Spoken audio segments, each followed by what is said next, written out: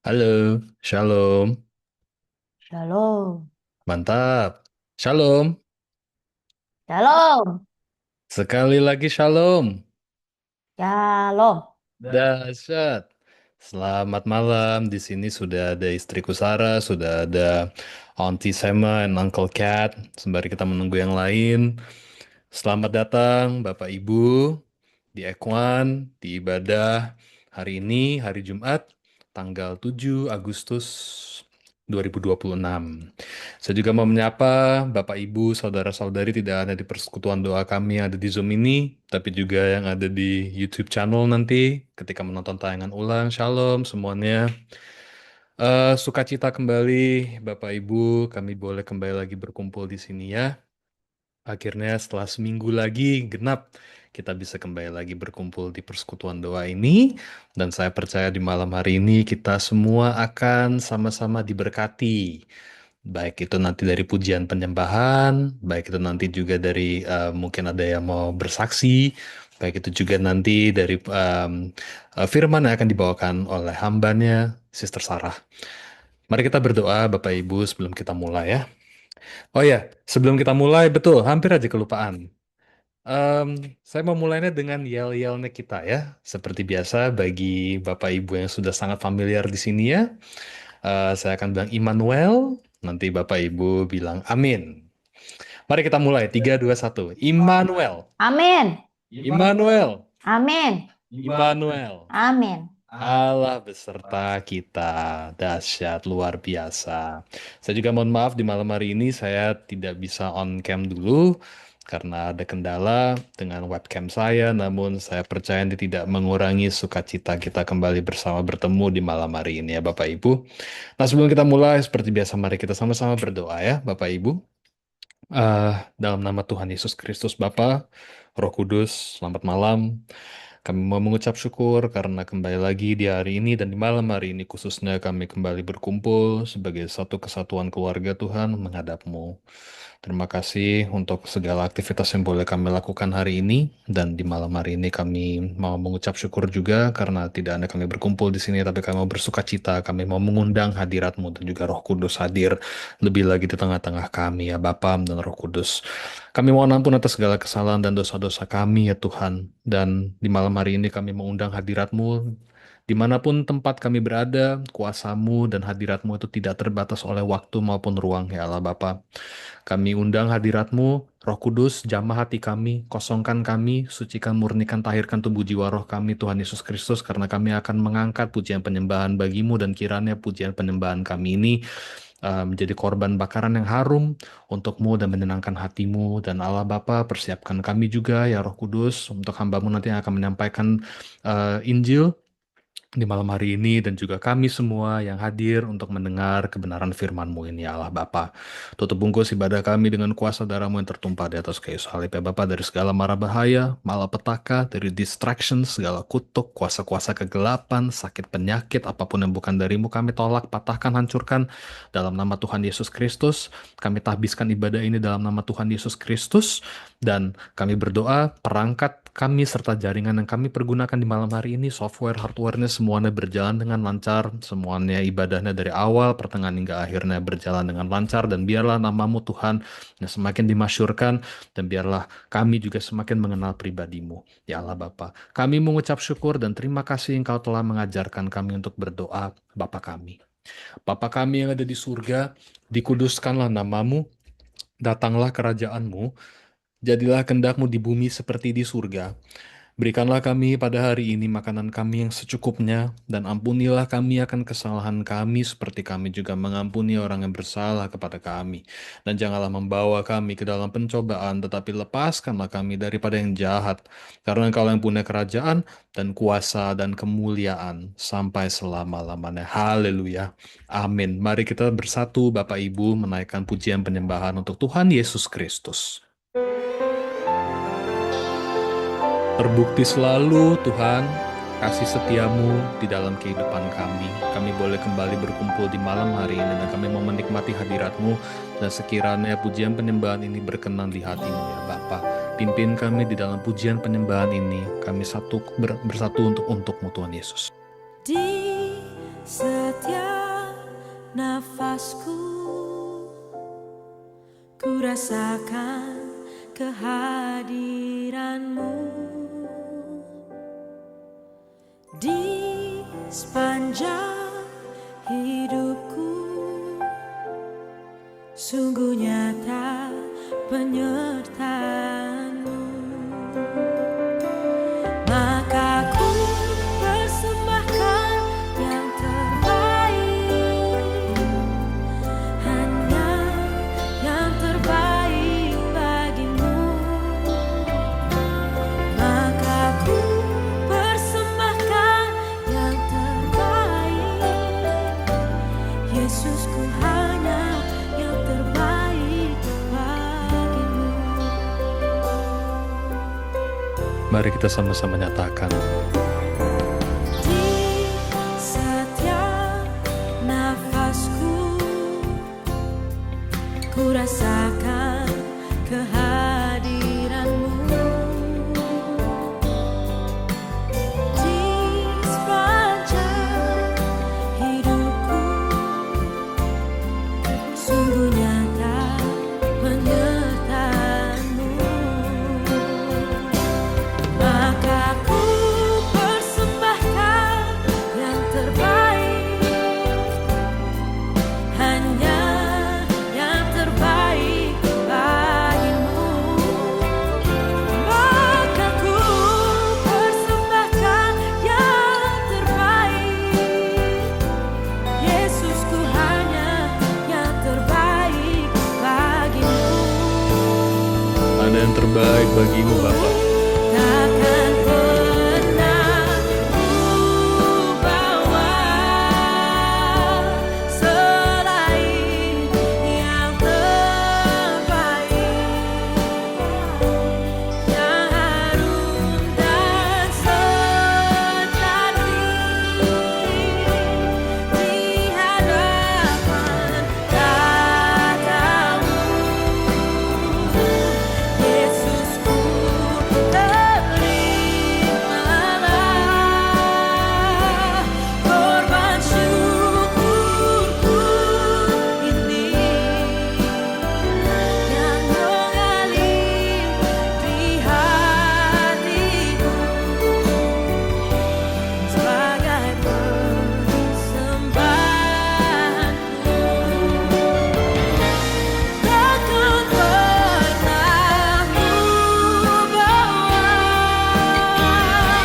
selain yang terbaik, yang harum dan sejati di hadapan tatamu. Yesusku, terimalah korban syukurku ini, yang mengalir di hatiku sebagai persembahanku, yang mengalir di hatiku sebagai persembahanku. Hidup kami ini memang persembahan untukmu ya Bapa. Apalah artinya hidup ini kalau Engkau sendiri tidak mati di atas kayu salib menebus kami. Terima kasih Tuhan. Kami menantikan hadirat-Mu dan jamahan-Mu lebih lagi di malam hari ini ya Bapa. Kami mau semakin mendekat kepadamu. Kami tahu, kami sadar, kami sangat membutuhkan-Mu. Otherwise, we are so gonna get lost in this world.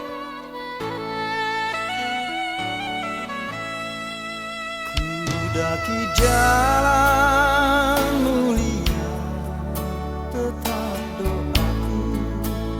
Inilah ke tempat tinggi dan teguh. Tuhan mantapkan langkahku. Ya Tuhan, angkat diri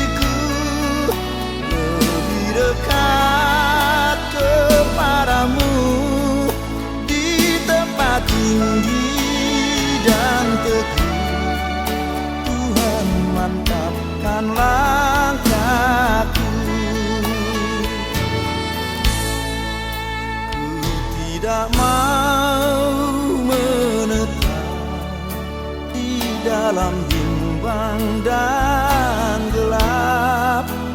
Rinduanku, tujuanku, tempat yang tinggi dan teguh. Ya Tuhan, angkat diriku lebih dekat kepadamu. Di tempat tinggi dan teguh, Tuhan mantapkan langkahku.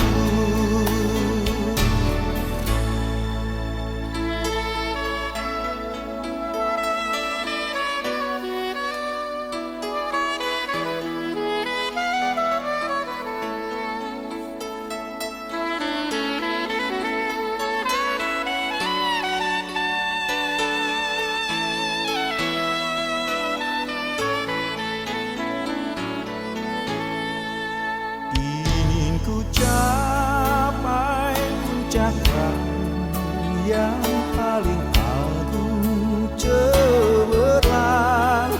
Ya Tuhan, bimbing diriku makin dekat kepadamu. Ya Tuhan, angkat diriku lebih dekat kepadamu. Di tempat tinggi dan teguh, Tuhan mantapkan langkahku. Ya Tuhan, angkat diriku lebih dekat kepadamu. Di tempat tinggi dan teguh, Tuhan mantapkan langkahku. Tuhan mantapkan langkahku.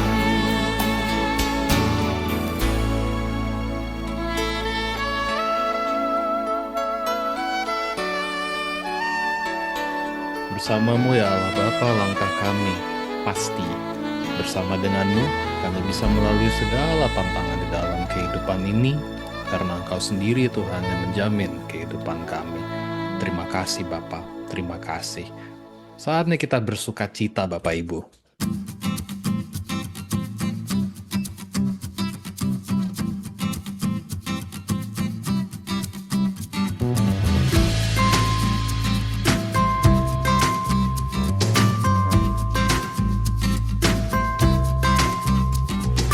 Rima sukacita surga, itulah kekuatan bagi jiwa.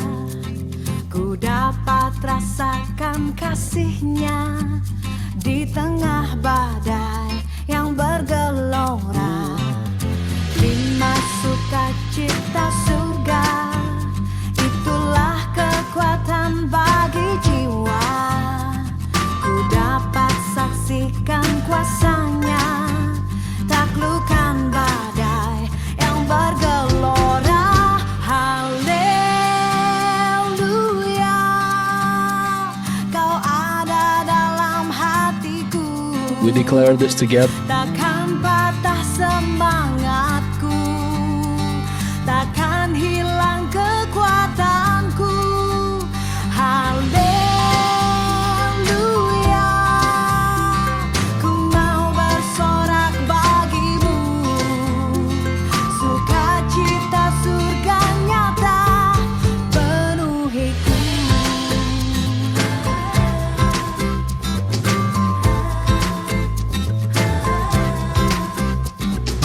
Rima sukacita surga, itulah kekuatan bagi jiwa.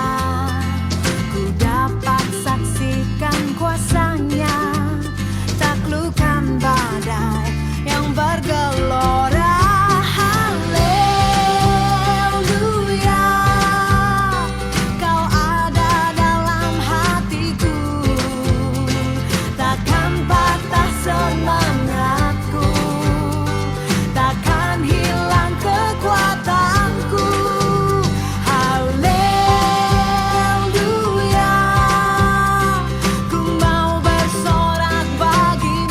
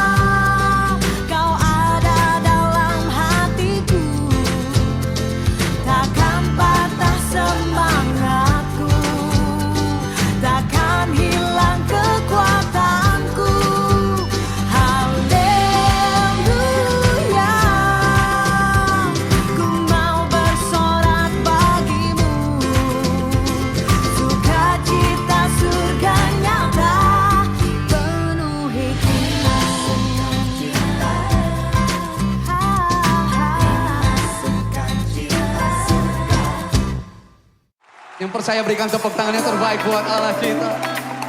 Haleluya. Kekuatan kami hanya darimu ya Bapa.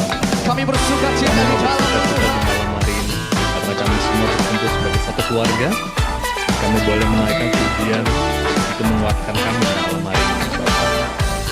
Terima kasih Tuhan Yesus. Terima kasih atas segala kebaikan. Takkan ku izinkan ketakutan, karena imanku pada Yesus Tuhan. Tak ada alasan tawar hati, karena Yesus ada di sini. Ku percaya firman Tuhan sanggup menghidupkan dan berikan sukacita dalam Tuhan, melimpah, melimpah kekuatan dari Tuhan tercurah atas kita.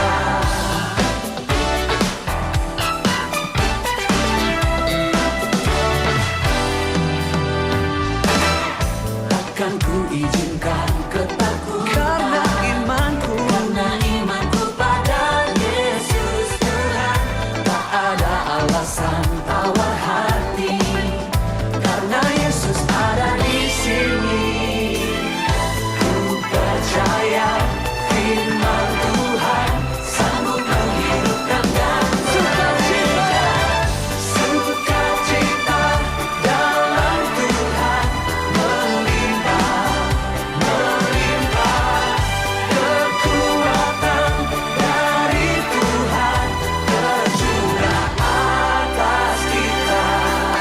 Yes, Bapak Ibu, kita malam ini menerima kekuatan dari Tuhan.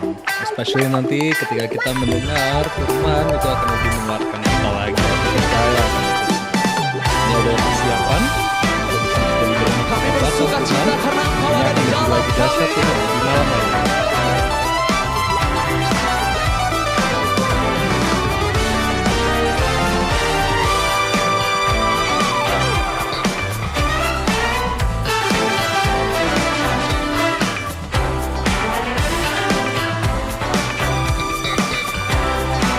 Boleh malam hari ini angkat kedua tanganmu, nyatakan sukacita dalam Tuhan, melimpah, melimpah kekuatan dari Tuhan tercurah atas kita.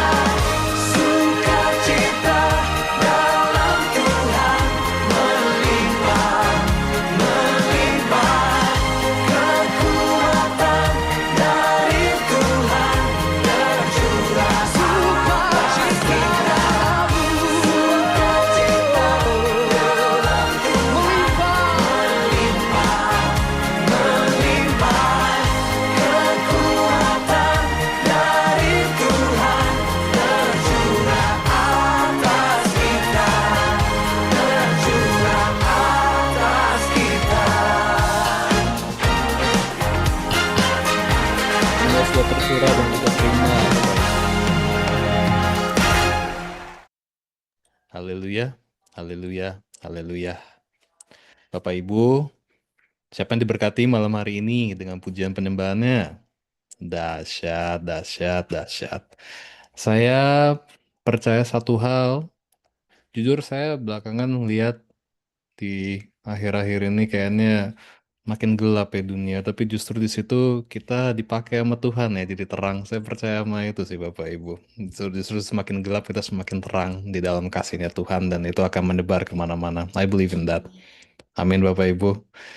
Saya juga mau membuka ruangan di sini Bapak Ibu untuk jikalau dari Bapak Ibu yang hadir di malam hari ini digerakkan oleh Tuhan, Roh Kudus untuk bersaksi. Saya mau mengundang kiranya Bapak atau Ibu yang mau bersaksi di malam hari ini, saya persilakan. Nanti silakan di-unmute saja ya.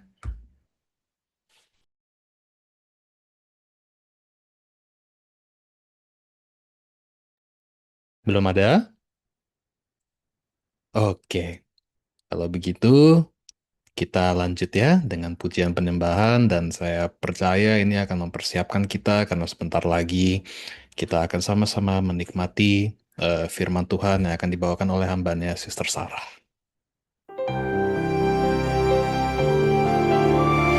Kami teramat rindu Tuhan untuk mengenal-Mu.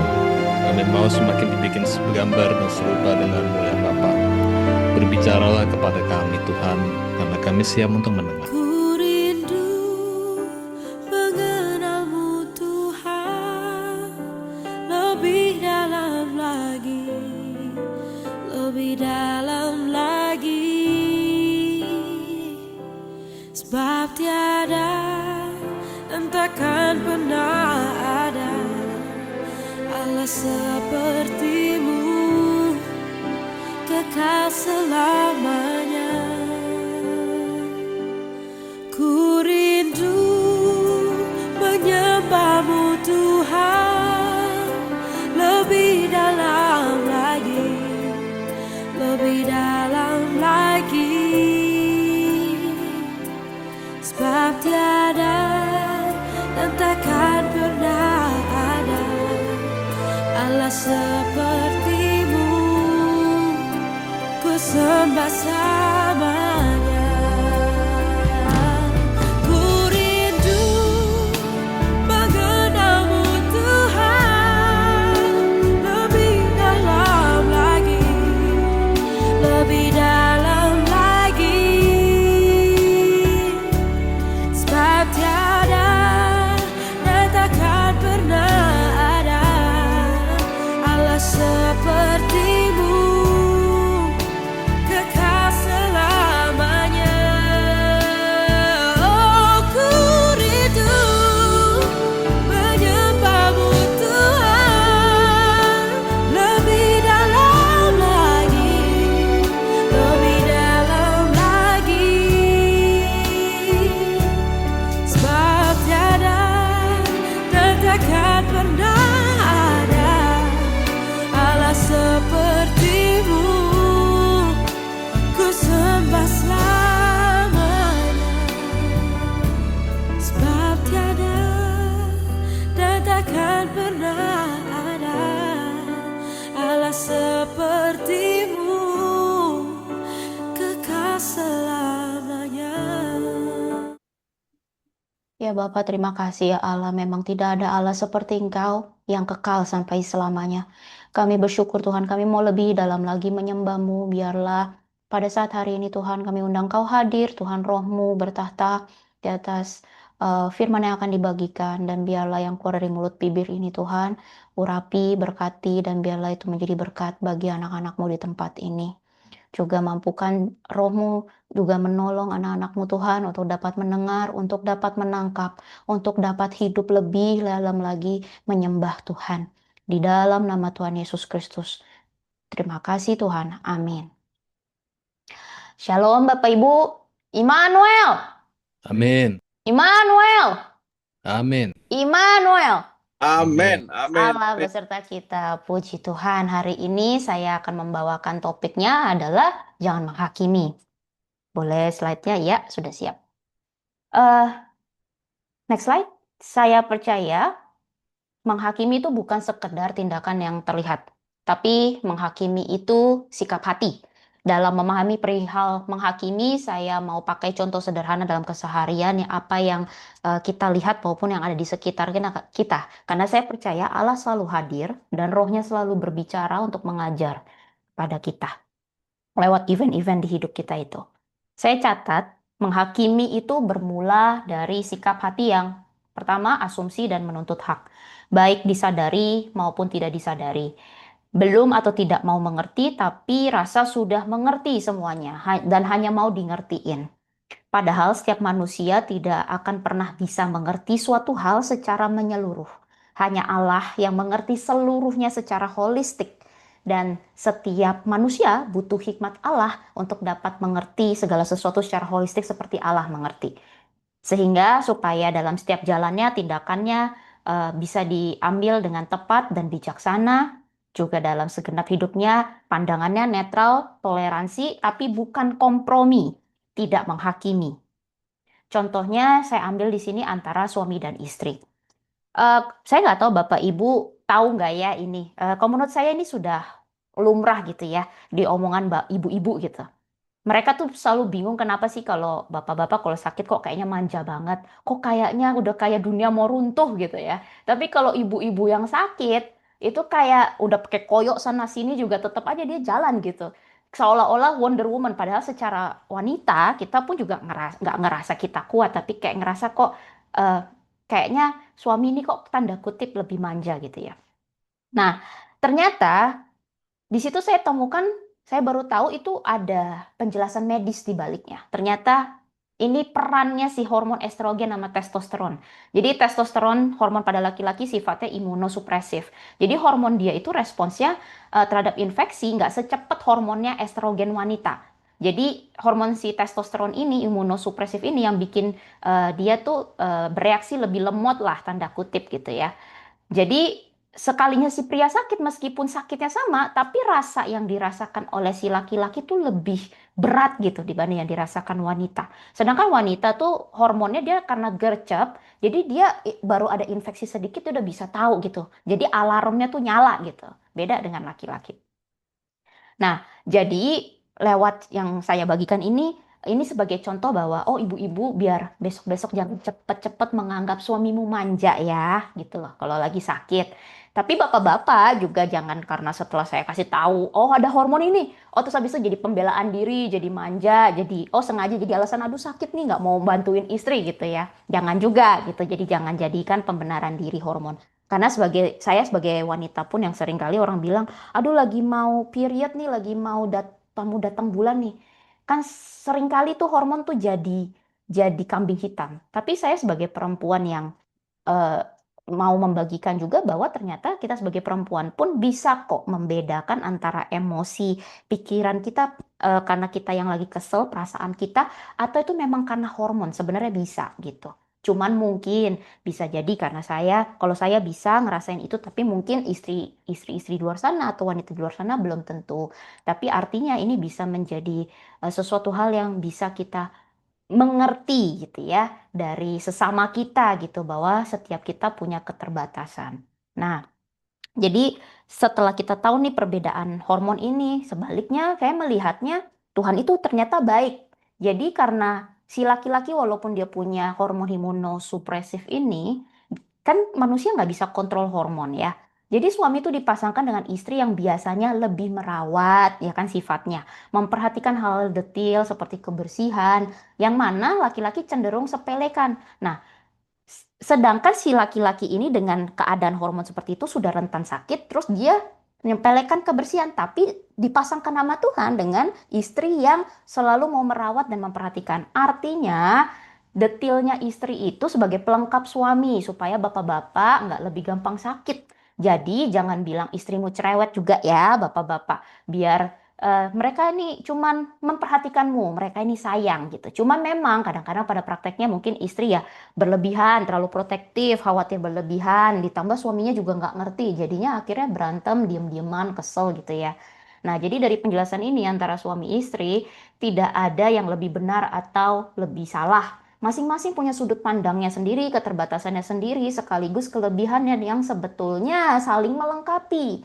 Kalau kita mau memahami, kalau kita punya penguasaan diri gitu ya. Kalau mau saling ngerti, menerima, menghargai keunikan masing-masing tanpa harus menuntut, sebetulnya perbedaan itu adalah indah.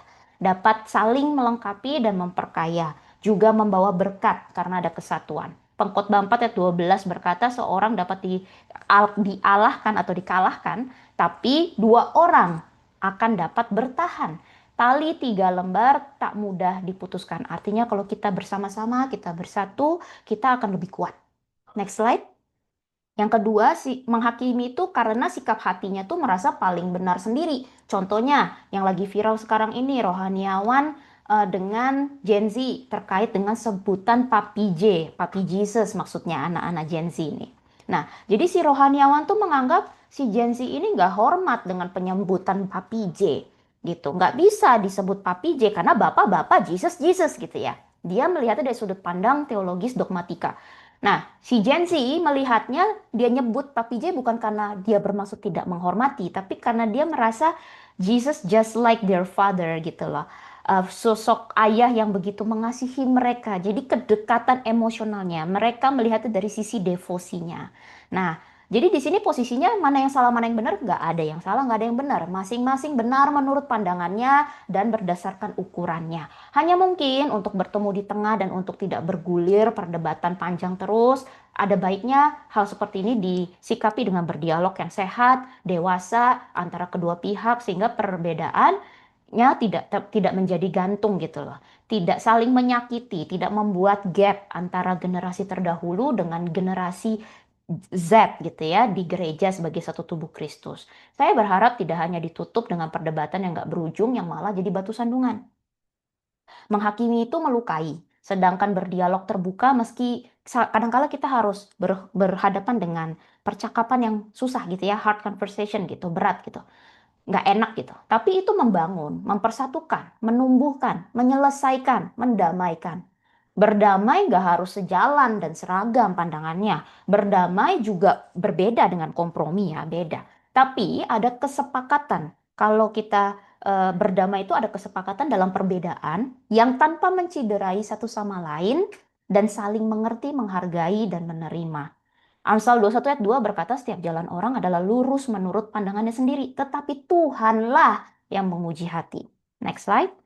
Menghakimi juga berawal dari sikap hati yang tidak murni atau tidak sempurna dari manusia, yaitu memaksakan kehendak dan main hakim sendiri. Memaksakan kehendak pasti maunya menghalalkan segala cara demi mendapatkan yang dia mau. Pokoknya begini yang benar, pokoknya harus begini, tertutup sifatnya. Maka pasti buntu, masalah tidak selesai dan gantung. Tidak membawa pada perdamaian dan persatuan, bahkan bisa melahirkan dendam dan penyesalan. Baik bagi yang pertama menghakimi atau bagi mereka yang dihakimi kemudian mereka ingin membalas gitu ya. Itu kenapa Tuhan ajarkan, tampar pipi kanan, kasih pipi kiri. Jangan balas yang jahat dengan yang jahat, tapi memberkati mereka yang menganiaya kamu. Contohnya adalah yang lagi viral belakangan ini juga, lagi rame ya, nakes sama pasien BPJS. Kalau Bapak Ibu ada yang belum tahu, backgroundnya adalah, jadi eh, ke, si nakes ini, dia kesel dengan BPJS karena premi yang dibayar itu rendah dan sehingga mereka pun diupah rendah. Terus dia kesel juga, sudah rendah. Terus habis itu secara jumlah rumah sakit dan tenaga kerja di Indonesia belum memenuhi eh, batas minimal yang diperlukan untuk dapat melayani dengan baik seluruh masyarakat Indonesia. Jadi kan rumah sakit rame ya, udah gak upahnya kecil, rumah sakitnya rame, kerjaannya banyak ya kan. Ditambah dia juga bertemu dengan pasien-pasien yang nunggak bayar BPJS dengan alasannya masing-masing tentunya. Ya mungkin ada yang seperti yang jadi nakes ini punya asumsi. Yang mereka lihat adalah yang nunggak bayar ini karena malas bayar aja gitu. Karena mereka melihat penampilannya bagus, harusnya mereka orang mampu, seharusnya tidak melakukan seperti itu menurut asumsi nakes. Nah, di sisi lain pasien BPJS ini waktu itu dia cuman di sosmed dia curhat lah, lagi capek, sakit, eh, sudah 8 jam di IGD nggak ditanganin. Nah, di situ dikomentarin lah sama nakes-nakes ini. Karena punya kepahitan nakes-nakes ini kan tentang BPJS. Akhirnya dibilang, intinya, ya satu nyawa hilang juga nggak apa-apa. Dan benar, besokannya pasien yang habis tulis itu meninggal. Nah, pasien BPJS ini kan padahal sebetulnya saya lihat hanya sebagai sebuah imbas dari sebuah kebijakan yang masih perlu banyak PR. eh Dia berkomentar seperti itu bukannya mau ngeluhin nakesnya, tapi sebenarnya tentang dia butuh pelayanan itu. Akhirnya dia nggak salah gitu ya mungkin, dan bahkan yang pasien BPJS banyak yang nunggak pun kita nggak pernah tahu alasannya. Mungkin ada yang usahanya mungkin lagi seret gitu ya, dia pakai baju yang memang kemarin-kemarin dia masih sukses, masih ada, dia nggak beli lagi, dia pakai yang itu, tapi secara uang mungkin nggak ada. Mereka mungkin lebih pilih daripada bayar BPJS, dia bayar mungkin upah pekerjaannya yang masih harus dia penuhi gitu ya, haknya. Mungkin kita nggak pernah tahu gitu. Nah, cuman karena asumsi-asumsi seperti inilah yang tidak tidak pengertian yang tidak murni, pikiran yang tidak murni, hati yang tidak murni, tidak sempurna, akhirnya si nakes itu merasa layak, pantas memperlakukan pasien seperti itu. Dan setelah meninggal, akhirnya warga marah karena kok nakes kayak gitu sih, gitu ya. Akhirnya warga menekan, memberikan hukuman sosial, mempermalukan di depan umum, bahkan mau mematikan pekerjaannya dia supaya dia nggak bisa bekerja. Dunia ini penuh dengan manusia yang suka menghakimi hati hari-hari ini karena tertekan, karena merasa paling benar, karena masing-masing pengennya dimengerti tapi nggak mau ngerti masing-masing, padahal setiap kita punya beban. Saya percaya hidup dan mati di tangan Allah gitu ya, pasien tadi. Tapi saya menyoroti sikap manusianya itu di sini, sikap hatinya gitu. Jadi akhirnya karena merasa benar itu jadi menghakimi, pukul rata semua BPJS, pasien BPJS itu menyebalkan. Kalau Mami Shema sama Kak juga bingung BPJS itu apa, jadi rumah sakitnya itu ya, rumah sakit yang memang sistem kesehatan di Indonesia lah yang pemerintah jamin untuk masyarakatnya dapat gitu. Nah, sikap menghakimi ini misalnya seperti ini gitu loh. Dengan asumsi pasiennya begini, dengan asumsi nakesnya begitu. Jadi merasa layak untuk memperlakukan orang, manusia lainnya, tidak sesuai etika kemanusiaan. Jadi saya berkesimpulan di dalam kebenaran menurut manusia bisa ada kesalahan karena merasa benar sendiri dan main hakim sendiri. Dan di dalam kesalahan manusia bisa tetap ada kebenarannya bila dilihat dari sudut pandang dan ukuran mereka masing-masing kalau kita mau ngerti. Bukan dari sudut pandang kita sendiri, karena kalau dari sudut pandang kita sendiri kita nggak bisa ngerti dia.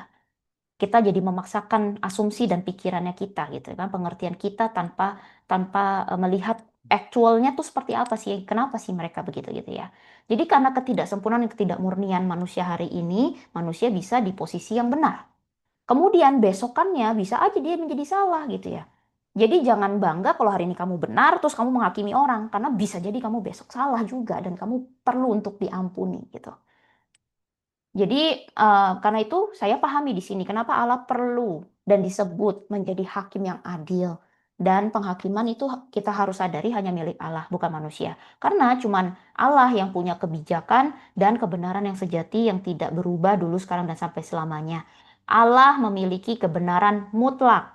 Di Mazmur 111 ayat 7 sampai 8 dikatakan tangannya Tuhan itu adalah kebenaran dan keadilan. Titahnya itu teguh gitu ya, kokoh untuk seterusnya dan selamanya dilakukan dalam kebenaran dan kejujuran. Jadi perintahnya itu baik adanya. Seperti tadi dibilang kan, angkat aku tinggi gitu ya, dan teguh gitu ya, karena firman-Nya. Terus karena manusia juga saya pahami kenapa bukan manusia yang menjadi hakim, karena manusia bisa salah mau sebenar apapun, nggak bisa sempurna seperti Allah, kecuali ia berada di dalam Allah. Dan Allah yang bertahta di dalam segenap hati dan hidupnya. Bukan karena kekuatan manusia, bukan karena kekuatan kita, kita menjadi benar. Tapi karena roh Allah yang bekerja di dalam kita. Sehingga kita dapat melihat hikmatnya dan melihat segala sesuatu dari sudut pandang yang benar dan adil. Di Yohanes 5:30 berkata, aku tidak berbuat apa-apa dari diriku sendiri, kata Yesus. Aku menghakimi sesuai dengan apa yang aku dengar. Dan penghakimanku adil, sebab aku tidak menuruti kehendakku sendiri, melainkan kehendak Dia yang mengutus aku. Jadi Allah yang sudah memberikan teladan, Dia sendiri mencontohkan pada kita, kita harus mengikuti kehendak Allah, bukan kehendak kita sendiri. Kalau manusia yang menegakkan keadilan sendiri, pakai pengertian sendiri, pasti runtuh dengan sendirinya. Karena kebenarannya itu tidak sejati. Karena kebenaran sendiri gitu ya. Sehingga keadilannya nggak murni seperti Allah. Akhirnya pun yang tadinya terlihat terhormat, pasti dan terlihatnya benar juga, pasti berujung dipermalukan. Karena nampak kebodohannya. Apa yang dilakukan orang yang dia hakimi, dia pun jadi ikut melakukannya dan bahkan mungkin lebih buruk. Menghakimi itu buat cycle dosa karena saling balas dendam. Padahal konsekuensi tidak sama dengan balas dendam. Konsekuensi pun diberikan oleh Allah, Tuhan Yesus. Kalau misalnya Allah kita kalau mendidik kita gitu ya, dia penuh dengan kasih. Bukan pelampiasan karena dia kesel sama kita. Bukan pelampiasan karena dia disakiti oleh kita. Nggak ada seperti itu. Jadi nggak ada utopia tercipta dari hal menghakimi gitu. And that is why kita perlu terus dibenarkan dalam Kristus. Tuhan Yesus aja yang nggak berdosa, nggak pernah bersalah, dia nggak pernah nginjek orang. Nggak pernah menghakimi orang, tapi dia mengangkat orang, memberkati orang. Jadi siapa kita yang merasa layak paling benar sehingga kita menghakimi orang? Hakim yang adil hanyalah Allah sendiri. Ia bisa adil karena kudus, segala yang dikandung hatinya. Hikmatnya tidak terselami oleh pengertian manusia, sehingga apa yang benar atau yang salah, yang dia lihat dari manusia, dari salah satu manusia itu lebih tinggi dari apa yang kita bisa mengerti dari manusia itu.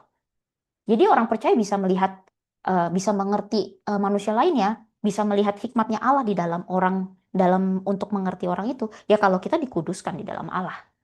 That is why juga Tuhan di firman-Nya bilang dia melihat hati bukan sekedar perbuatan baik saja. Karena Allah mengerti ukuran pengetahuan dan pengertian setiap manusia dan itu berbeda-beda gitu loh. Dan dia mengerti setiap kita di dalam hati kita seperti apa. Ukuran dan pengertian yang berbeda-beda inilah tapi yang sebenarnya yang buat kita antar manusia sangat wajar bisa salah paham. Meskipun maksud hatinya sama-sama baik gitu ya. Tapi bisa kelihatannya seolah-olah jahat. Hanya karena mungkin pikirannya, cara ukurannya gitu ya. Cara dari sudut pandangnya yang berbeda tapi sebenarnya intinya sama-sama baik. Jadi akan selalu ada ruang pembelajaran untuk manusia sesama dengan sesamanya untuk mau belajar, saling mengerti. Jadi jangan rasa benar sendiri karena memang selalu ada ruang itu supaya kita terus belajar, bisa mau saling mengerti. And that is why juga firman-Nya bilang jangan ukurkan ukuranmu terhadap orang lain. Kalau nggak mau ukuran itu dipakaikan pada dirimu sendiri.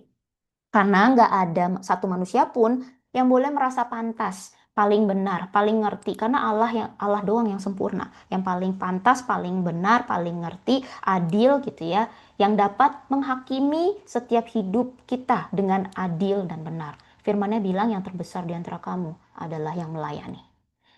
Next slide. Di akhir zaman, di zaman kita hidup ini nih, yang saya lihat semakin hari manusia semakin banyak yang menghakimi, semakin mudah menghakimi juga. Misalnya karena sosial media dan internet yang bergerak begitu cepat dan dapat dibaca informasinya dalam jumlah yang banyak dalam satu waktu, sehingga manusia terpapar dengan berita buruk lebih cepat dan lebih banyak sebelum ia dapat memprosesnya, sebelum kita dapat memproses dengan tenang gitu ya. Dan itu yang membuat kita manusia sadar ataupun tidak sadar jadi lebih mudah reaktif, lebih mudah terpicu amarahnya dan melakukan hal-hal yang spontan tanpa berpikir panjang yang bisa berakibat fatal. Karena terbiasa dengan sesuatu yang cepat, cepat, cepat, maunya cepat, cepat, cepat. Makanya itu jadi mudah juga buat kita menghakimi pengertian sendiri gitu ya. Makanya kenapa saya percaya di akhir zaman semua orang butuh Tuhan Yesus Kristus, butuh hidup semakin erat mengandalkan firman Allah, hidup dipimpin Roh Allah yang memampukan manusia, setiap kita punya sikap hati yang menyembah. Seperti pujian tadi, saya bersyukur pujian hari ini benar-benar berema gitu ya. Penguasaan, sikap hati yang menyembah tuh bisa dalam bentuk penguasaan diri, sangat diperlukan saat ini dan hidup yang penuh dengan kelemah lembutan serta kerendahan hati seperti Yesus, seperti Kristus sangat berperan penting itu di hari-hari ini. Yang kedua, saya juga percaya eh, di akhir zaman juga perlu hati yang sukarela berkorban melayani dengan memahami bahwa berkorban itu sebuah sukacita dan kehormatan sebagai persembahan yang hidup kepada Allah kita yang layak terima segalanya. Next slide. Saya catat, menghakimi itu sama dengan tinggi hati. Kalau kita lihat ayatnya di Matius 7 ayat 4 sampai 5, ya, di situ dikatakan bagaimana engkau dapat berkata kepada saudaramu, biarlah aku mengeluarkan selumbar itu dari matamu, padahal ada balok di dalam matamu. Ketika baca ayat 4 ini, mengingatkan saya sama kata-kata orang yang biasa kita suka dengar, misalnya sini gua kasih paham, gitu. Ternyata berjalan sama Tuhan, gitu ya, saya memahami ketika semakin orang itu merasa dia paham, sebenarnya dia semakin tidak paham apa-apa. Karena dia bisa lihat keburukan, kelemahan di orang lain, tapi tidak bisa melihat ke dalam dirinya. Kalau dalam konsep psikologi, ada ternyata, dan itu terkenal, disebutnya efek Dunning-Kruger, di mana orang dengan kemampuan atau pengetahuan rendah justru merasa sangat yakin bahwa mereka sudah paham segalanya. Alasan seseorang merasa paham padahal belum. Itu kenapa sih gitu ya? Karena yang pertama saya perhatikan kurangnya pengetahuan dasar. Orang yang tahu sedikit tidak tahu seberapa luas sih sebenarnya ilmu itu yang masih banyak yang belum dia pelajari. gitu ya. Yang kedua, rasa percaya diri yang tinggi. Merasa diri sudah pintar sehingga dia menutup peluang untuk belajar hal yang baru. Yang ketiga, menolak informasi baru.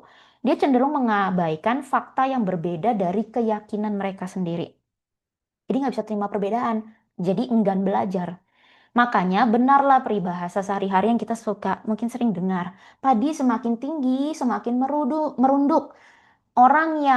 Orang kalau semakin berisi, seharusnya dia semakin rendah hati, nggak tong kosong nyaring bunyinya. Saya berdoa orang percaya di tempat ini dan siapapun yang akan mendengar nanti di YouTube, kita bukan tong kosong yang nyaring bunyinya.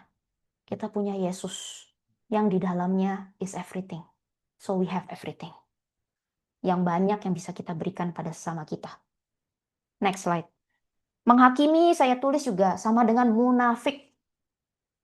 Keras ya saudara.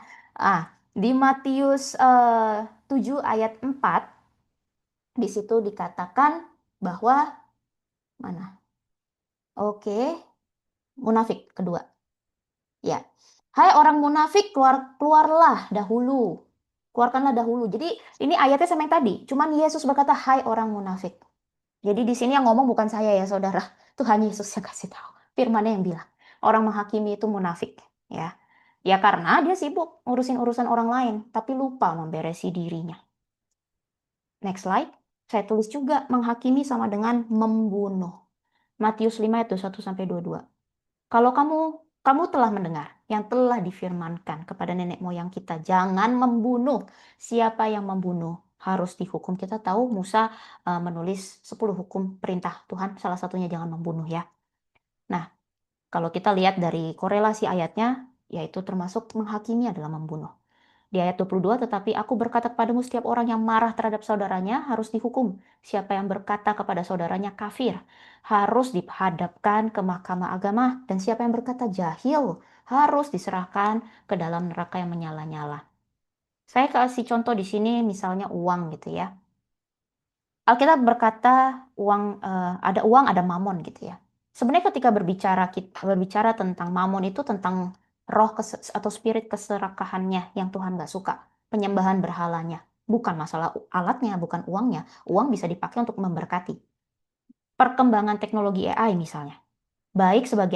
Dia baik sebagai alat pendukung pekerjaan manusia untuk lebih efisien. Tapi bisa jadi berhala modern bila tidak dipakai secukupnya. Bila tidak digunakan dengan bijaksana dan berhikmat, mengandalkan AI bisa mengancam hidup peradaban makhluk hidup, dan AI bisa menggantikan posisi Roh Kudus sebagai penolong kalau tidak dipakai dengan bijaksana. Sama seperti pisau bisa dipakai untuk membunuh, bisa untuk menghasilkan kreasi makanan. Sama dengan hukum, bisa dipakai untuk jadi alat yang mewujudkan keadilan sosial dan melindungi hak manusia, tapi bisa juga disalahgunakan sebagai alat kekuasaan untuk menindas manusia lainnya demi kepentingan segelintir orang. Dan yang paling terpenting di sini demikian juga dengan firman. Firman itu isinya kasih, surat cintanya Tuhan buat setiap kekasih-kekasihnya. Tapi di tangan orang yang tidak berhikmat dan penggunaan yang tidak tepat, firman dapat menjadi alat untuk menghakimi. Orang yang suka menghakimi dengan firman sebenarnya sedang membunuh hati lawan bicaranya. Bikin dia tawar, beku, bahkan berpotensi jadi meninggalkan iman Kristen. Walaupun tetap ada tanggung jawab si orang yang dihakimi ya untuk menghakimi. Tapi ini saya berbicara dari sudut pandang yang menghakiminya. Karena orang yang menghakimi dengan firman itu tidak mencerminkan firman yang sebenarnya. Bukan berarti kita jadi tidak boleh mengingatkan saudara kita dengan membagikan firman yang terkait ya. Bukan tidak boleh menyatakan kebenaran. Bukannya nggak boleh menyuarakan suara kenabian. Tapi poinnya di sini adalah sikap hatinya ketika kita melakukan itu. Jangan menghakimi, tapi mengasihi. Lakukan yang benar dan bukan main hakim sendiri. Minta hikmat untuk membedakan roh, untuk melihat apa yang ada di dalam dirimu sendiri. Apa betul berangkat dari kasih dan dari dorongan Roh Kudus. Bukan yang ngaku-ngaku kasih, tapi sebenarnya menghakimi. Betul, let God be the judge. Tapi sebelum itu pun kita perlu menguji maksud hati kita. Karena di firman-Nya berkata, karena bukan kamu yang berkata-kata, melainkan roh Bapakmu, dia yang akan mengaruniakan kata-kata itu, dan roh Allah sendiri yang berkata-kata di dalam kamu. Jadi nggak boleh sembarangan.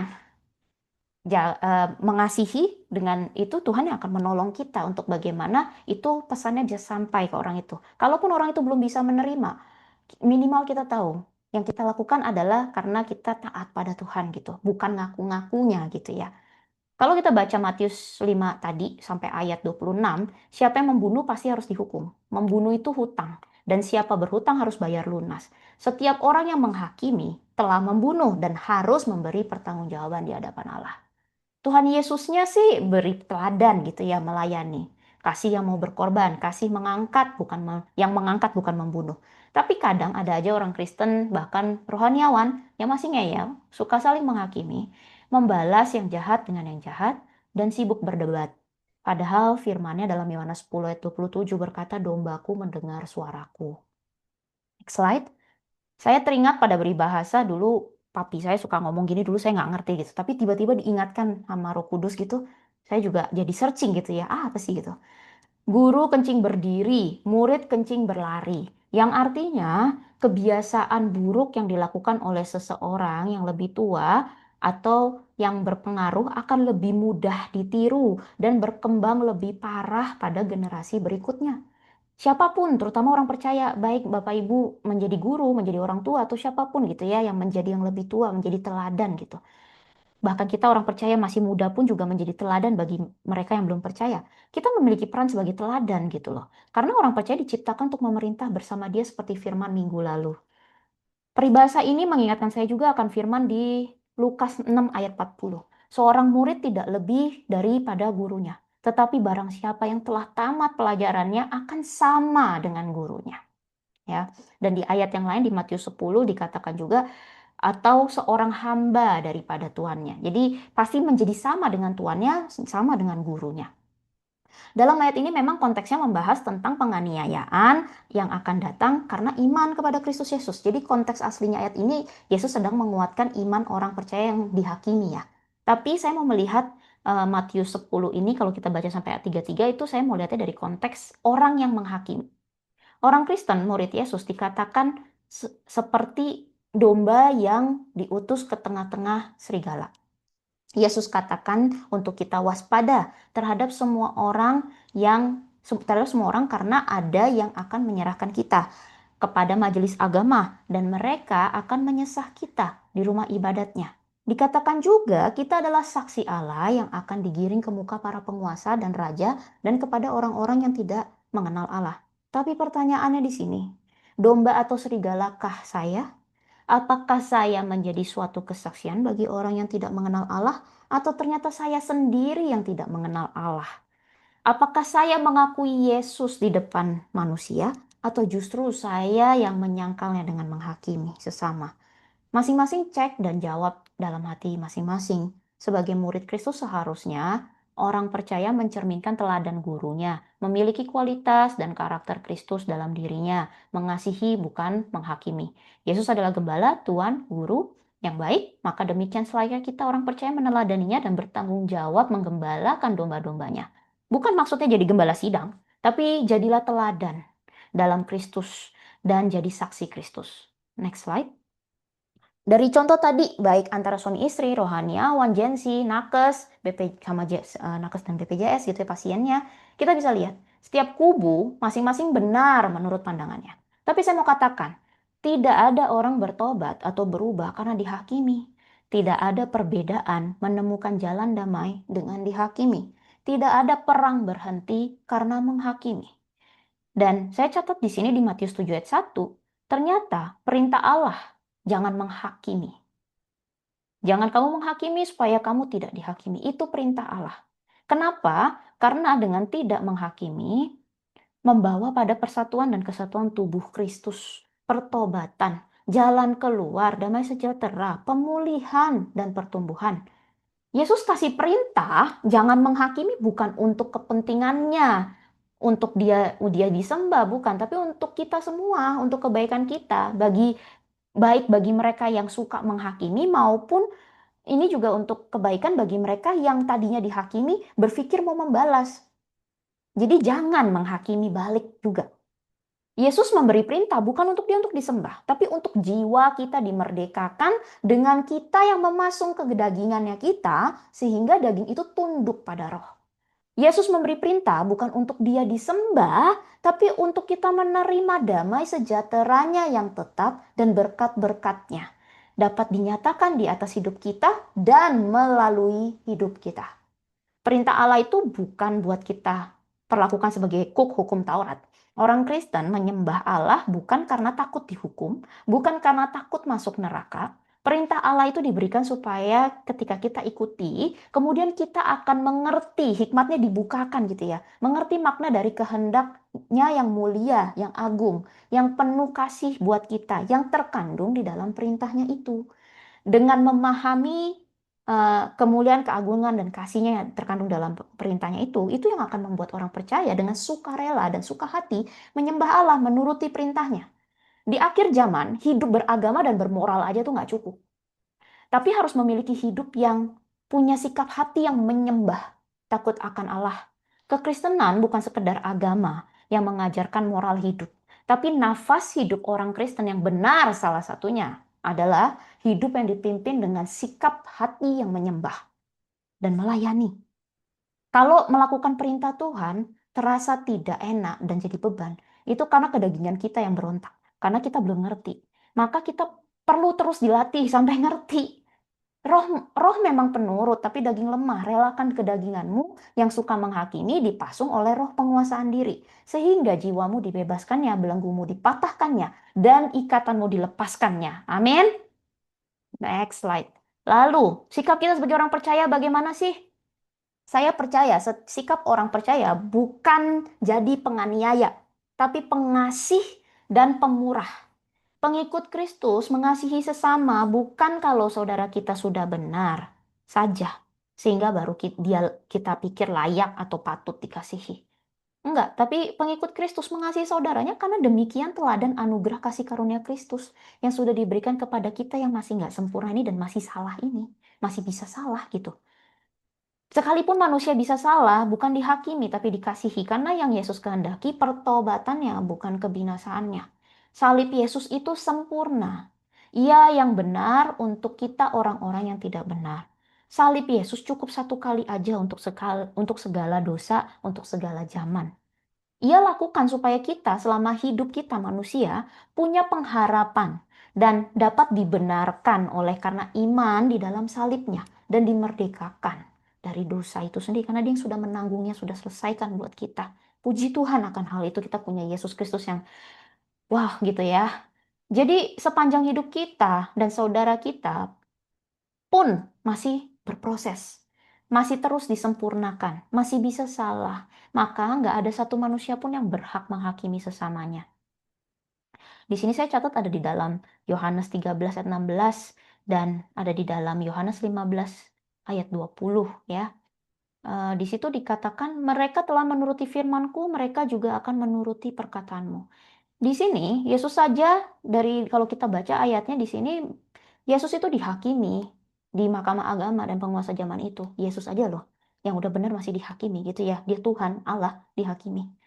Jadi orang yang bisa jatuh orang yang bisa jatuh menghakimi sesama itu bukan cuman orang yang baru jadi Kristen yang belum ngerti, tapi ternyata juga banyak yang sudah mengerti pun bahkan yang memberitakan Injil. Mungkin ya seperti saya memberitakan Injil hari ini itu juga pesan buat saya gitu ya. Sekalipun kita udah memberitakan Injil, kita sudah ada di gereja melayani, tetap bisa jatuh dalam dosa menghakimi. Kadangkala bukan karena masalahnya sebenarnya yang terlalu besar, bukan karena lawan bicaranya yang rumit dan sulit atau tidak benar, tapi masalahnya karena kita menghakimi. Padahal pondasi hubungan yang kuat, persatuan yang kuat justru lahir dan diuji dari perbedaan yang dapat diselesaikan dengan kasih, bukan menghakimi. Dari ayat ini, orang percaya harusnya posisinya justru yang teraniaya, yang tertolak oleh dunia, karena orang percaya berasal dari Allah dan dunia tidak mengenalnya, bukan malah jadi penganiaya dan penolak sesama manusia. Allah membenci dosa dan kesalahan manusia, tapi Ia tidak pernah menolak manusia, justru mengerti keadaannya, menghendaki pertobatannya, bukan kebinasaannya, dengan merangkul dan mengangkatnya. Walaupun at some cases memang Tuhan kalau memang manusia yang nggak mau diselamatkan, ya itu free will gitu ya.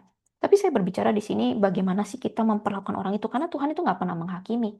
Seberapa buruk pun kita, Tuhan selalu bilang kamu berharga di mataku, gitu kan. Jadi sebaiknya seperti itu yang kita lakukan pada sesama kita. Allah selalu mengasihi, bermurah hati bagi mereka yang mau berbalik kepadanya. Maka demikian hendaklah anak-anak Allah kita murah hati, sama seperti Bapaknya kita murah hati. Penebusan Yesus bukan untuk kita saling membunuh dengan menghakimi lagi, tapi seharusnya orang percaya semakin dapat hidup memberi kasih, sebab di dalam kasih ada kuasa. Kenapa yang suka menghakimi perlu mengenakan kasih, bukan penghakiman? Dan sama, yang dihakimi pun juga perlu mengenakan kasih. Karena ingat, banyak yang terpanggil tapi sedikit yang terpilih. Baptisan seharusnya mentransformasi caramu hidup, cara berpikirmu, caramu melihat. Seharusnya semakin kudus dan membawa hati Allah. Maka kita perlukan roh Allah untuk dapat melakukan firman-Nya setiap hari, setiap waktu, dan hidup sebagaimana mestinya menurut Allah yang memberikan keamanan itu sendiri. Allah Roh Kudus dan kuasanya yang sanggup melakukan lebih dari apa yang bisa kita lakukan dan doakan. Orang lain gak bisa kita ubah. Yang bisa mengubahnya tuh Roh Allah, Roh Kudus sendiri gitu. Kita doakan, kita berkati. Maka serahkanlah hidupmu kepada Allah. Next slide. Saya catat sikap orang percaya itu harusnya cepat mendengar, lambat bicara, dan lambat untuk marah. Jadilah pendengar yang baik dan jadilah pelaku firman. Orang yang pemarah pasti pikirannya tidak jernih, sehingga tindakan dan keputusannya yang dibuatnya pasti salah. Di dalam Yakobus 1 ayat 20-21 juga dikatakan, amarah manusia tidak mengerjakan kebenaran di hadapan Allah. Bahkan di situ dibilang, buanglah segala sesuatu yang kotor dan kejahatan. Terimalah dengan lemah lembut firman yang tertanam di dalam hatimu yang berkuasa menyelamatkan jiwamu. Kalau kita nggak terima firman, nggak betul-betul pegang firman Tuhan, nggak betul-betul bersandar pada firman Tuhan, hidup di dalamnya, pasti tergelincir. Karena di akhir zaman saya pahami batas antara kebenaran Allah dan kebenaran dunia semakin tipis. Semakin sulit dibedakan bila kita tidak mau bergaul akrab dengan firman Tuhan dan hidup dalam firman Tuhan. Waktu semakin singkat, iblis kejar setoran, caranya pun semakin pintar dan halus dalam mendustai manusia. Iblis paling mudah ambil kesempatan untuk merusak dan memecah belah justru saat manusia lemah dan off guard. Misalnya dalam tekanan, keletihan gitu ya, manusia jadi mudah marah. Saat manusia dipenuhi amarah, ia pasti sulit berpikiran jernih, sehingga mudah membuat kesalahan. Maka firman bilang, datanglah kepadaku yang letih lesu dan berbeban berat. Aku akan memberi kelegaan kepadamu. Jangan sampai mulut orang percaya itu dipakai untuk provokasi, mencela orang, menyebar fitnah, sebagai akibat dari sikap hati yang menghakimi. Mulut anak Tuhan tidak boleh menghakimi, sebab itu melukai. Tapi mulut anak Tuhan harus dipakai untuk menyuarakan suara kenabian. Sebab lidah anak Tuhan berkuasa. Meski dalam menyampaikan suara kenabian kadangkala harus melewati percakapan yang tidak enak itu, harus menyampaikan peringatan yang keras, tapi buahnya itu membangun, mempersatukan, menyelesaikan masalah, mendamaikan dan menumbuhkan. Kayak contohnya misalnya yang soal nakes sama pasien BPJS itu, saya bersyukur di komen itu banyak anak-anak Tuhan yang dengan rendah hati mewakili mereka nakes yang oknum itu, mereka minta maaf kepada warga Indonesia, mereka minta maaf kepada keluarga pasien ini. Dan saya bersyukur ada anak-anak Tuhan yang menjadi teladan di luar sana. Dan begitu juga saya percaya di tempat ini kita menjadi teladan di mana-mana tempat kita ditaruh Tuhan ya. Jadi sadari statusmu dan otoritasmu sebagai ahli waris dan anak-anak Allah. Hiduplah dipimpin roh Allah, hiduplah dalam kasih. Supaya kamu tetap berada di dalam Allah, jangan menghakimi dan malah sibuk berdebat, karena ini saatnya bangsa-bangsa berduyun-duyun datang kepada terangmu yang berasal dari Allah. Tadi kan ada ya di pujian penyembahan kita bahwa kita ini terang ya. Amin gitu. Next slide. Saya juga catat di sini sikap orang percaya itu adalah uji segala sesuatu dan peganglah yang baik. Apa sih yang baik? Yang baik itu adalah firman Allah. Apa yang jahat? Di 1 Tesalonika 5 ayat 21-22. Ya, yang jahat itu apapun yang bertentangan dengan firman Allah. Firman Allah itu hidup dan kuat dan lebih tajam dari pedang bermata dua manapun dikatakan firman. Tapi itu bukan untuk dipakai untuk menghakimi orang, tapi untuk memisahkan pertimbangan dan pikiran kita sendiri. Sehingga kita bisa membedakan keinginan sendiri atau keinginan Tuhan. Itu juga secara simpelnya tadi yang saya kasih contoh.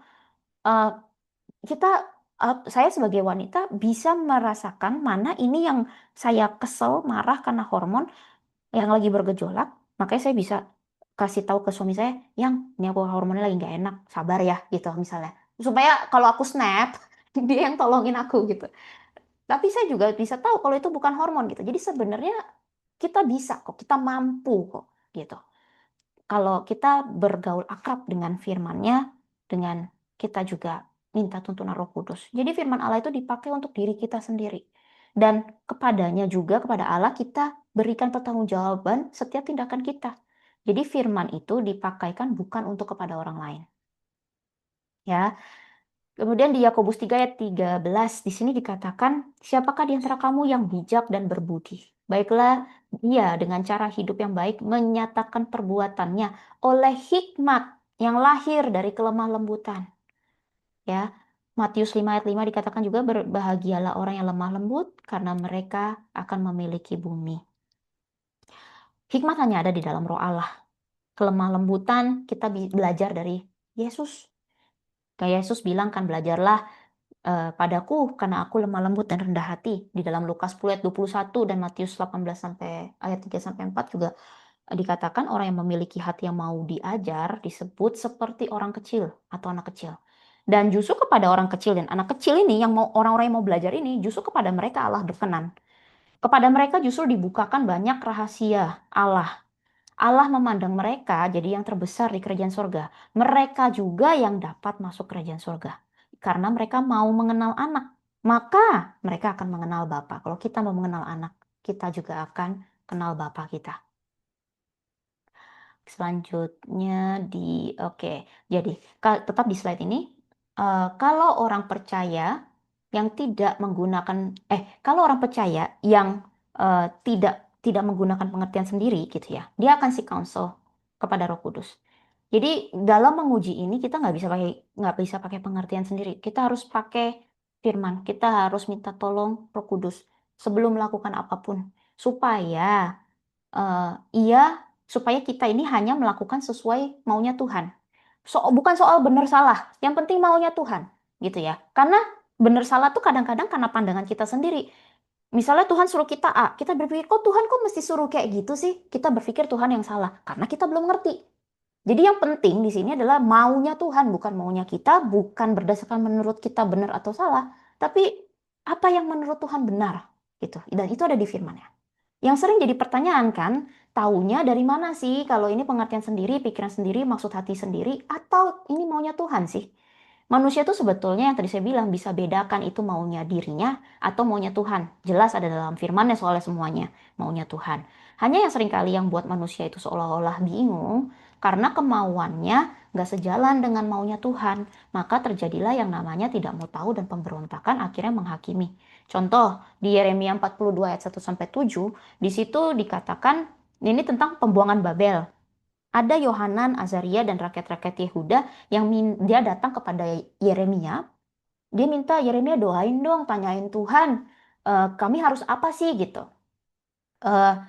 Sebenarnya sudah dikasih tahu, nubuatnya adalah mereka akan dibuang, akan mengalami pembuangan Babel gitu, akan diserahkan kepada orang-orang Kasdim gitu. Nah, dia tapi tetap mau cari, karena dikandung di hatinya tuh dia takut sebenarnya orang-orang ini. Dia pengennya tuh jawabannya Tuhan berubah gitu. Jadi udah bikin asumsi sendiri dan kepengenan sendiri gitu, dan berharap Tuhan yang ngikutin dia. Akhirnya dia bilang gini, biarlah Tuhan yang jadi saksi yang benar, yang dapat dipercaya terhadap kami. Baik dan buruk, kami akan dengarkan suara Tuhan, supaya keadaan kami baik oleh karena kami mendengarkan suara Tuhan Allah kita. Dia tahu. Dia tahu keadaan baik kalau dia ngikutin maunya Tuhan. Tapi buktinya apa? Cuman selang 10 hari ketika doa itu dijawab sama Tuhan, jawaban itu datang kepada mereka dan ternyata mereka tetap harus menyerahkan diri mereka pada orang Kasdim, mereka tidak diizinkan ke Mesir, mereka berontak.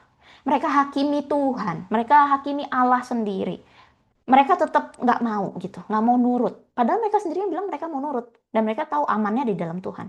Jadi di sini tuh bukannya Tuhan nggak tahu, Tuhan udah tahu mereka, Tuhan melihat hati mereka. Tapi justru kemunafikan hati mereka itu yang muncul, teruji ketika jawaban doanya itu tidak sesuai dengan apa yang Tuhan tidak sesuai dengan apa yang mereka harapkan. Jawaban doanya Tuhan gitu. Karena Tuhan yang lebih ngerti sebenarnya apa yang baik. Karena Tuhan bilang akan memulihkan gitu kan. Nah, jadi kalau kita munafik, hati kita menghakimi, Tuhan tahu hati kita memang menghakimi bukan karena sekedar ketidakmengertian kita. Tuhan tahu dan sebaiknya kita bertobat gitu. Bukannya makin memberontak. Mereka yang menipu dan mencobai, mereka yang justru dengan menghakimi gitu ya. Mereka itu menipu diri sendiri, mencobai diri sendiri di hadapan Allah. Dengan tidak siapkan hati untuk mendengar seperti bangsa Israel ini. Tapi hanya mau didengar dan akhirnya memberontak. Saya percaya ada dari kita yang juga pernah seperti ini gitu ya. Jawaban doa yang tidak sesuai dengan harapan kita atau kemudian kita bilangnya ngaku-ngaku ini dari Tuhan. Kita bilang ini dari Tuhan kok, Tuhan yang suruh aku begini kok. Padahal apa yang kita bilang itu dari Tuhan itu bertentangan dengan firman Tuhan yang di Alkitab. Itu jelas-jelas berarti bukan dari Tuhan sebetulnya. Jadi bertobat dan jangan sombong, jangan menghakimi, lakukan firman gitu ya. Pengertian manusia itu terbatas, nggak lebih tahu apa yang baik dan yang benar daripada Tuhan. Pengetahuan dan pengertian kita nggak ada apa-apanya kalau bukan Tuhan yang menambah-nambahkan dengan hikmatnya kepada kita. Doa saya orang percaya dilepaskan dari roh suka menghakimi, Indonesia dilepaskan dari roh main hakim sendiri. Ingat masih ada Tuhan, seperti pujian tadi ya. Jadi mulailah jujur sama diri sendiri. Kalau orang percaya belum bisa jujur sama diri sendiri, bagaimana dia jujur pada orang lain dan dapat jadi terang? Itu namanya ia sedang menipu diri sendiri, mencobai diri sendiri. Betul-betul jadinya kita harusnya tuh sandaran kita cuma Allah, firman dan firmannya saja. Uji segala sesuatu, seek counsel atau kita cari nasihat atau minta masukan gitu ya dari Roh Kudus, minta pimpin kita. Dan jangan andalkan pengertian sendiri. Berbahagialah manusia yang kekuatannya berada di dalam Allah. Dia akan berjalan makin lama makin kuat. Di dalam akhir zaman gini yang dengan tiap hari berita nggak enak gitu ya, bikin puyeng gitu ya, bahkan ada yang sampai depresi juga. Kita nggak kuat kalau kita nggak kekuatan kita nggak taruh dalam Tuhan dan firman-Nya. Kita perlukan hikmat Allah supaya bijaksana dalam setiap langkah kita, supaya aman dan lurus jalan kita, supaya jalan kita penuh damai, supaya jalan-jalan kita penuh mujizat dan kemenangan.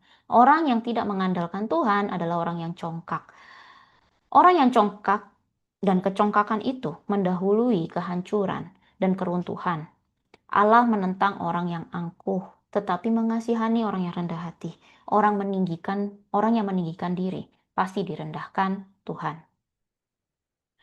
Oke, selanjutnya sebagai penutup, doa saya, anak-anak Tuhan dilepaskan dari roh yang suka menghakimi. Bangsa kita dilepaskan dari sikap hati suka menghakimi dan roh main hakim sendiri. Ingat, masih ada Tuhan Yesus. Jadi jangan hakimi sesamamu. Tapi yang pertama izinkan Allah bekerja melakukan mujizatnya. Yang mengubahkan sesama kita yang masih berada di tengah-tengah prosesnya sama seperti kita. Yang masih berlangsung selama kita hidup. Sehingga yang lahir adalah antara kita sesama ini adalah persekutuan yang manis. Dan bahkan hubungan kita dengan Allah juga terjalin hubungan yang manis. Karena kita mengikuti perintah Allah. Dan kita mau dibentuknya. Kita mau menjadi alatnya. Dan yang kedua, jangan buru-buru membenci. Jangan lekas marah ataupun mengutuki. Tapi dahulukan kasih. Dahulukan mendoakan. Dahulukan belajar, mengerti, mendengar sesama. Seperti Yesus mengerti kita, mendahulukan menabur berkat. Tuhan itu bukan yang nggak tahu kan kita rasa apa. Tapi dia tetap kok mau dengerin kita. Dia pengen kita berdoa. Dia pengen kita berkeluh kesah sama dia.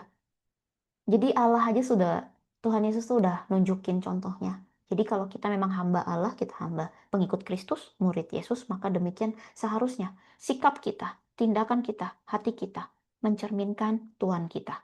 Yang ketiga, pilih kekudusan hidup dan jangan menipu serta mencobai dirimu sendiri dengan menghakimi sesama. Ukuran apa yang kamu ukurkan pada orang lain pasti diukurkan kembali kepadamu. Firman-Nya berkata demikian.